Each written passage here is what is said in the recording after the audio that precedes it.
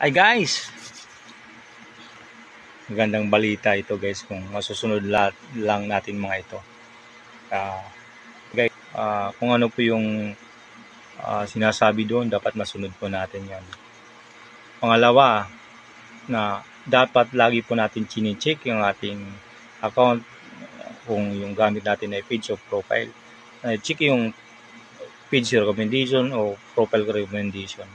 Kung makikita natin doon kung may violation na tayo o wala.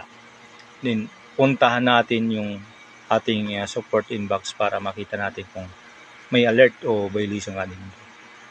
At ito guys, yung pag binaba natin sa ating professional dashboard, yung mga next step doon ay dapat natin masunod po yun.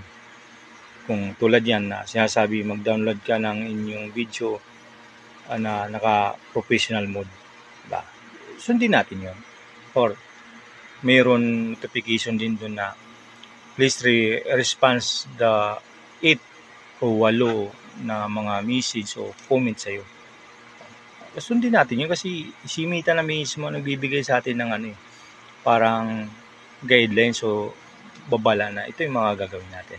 Kaya po natin nyo guys, follow and share para updated ka sa ating usapan. Salamat!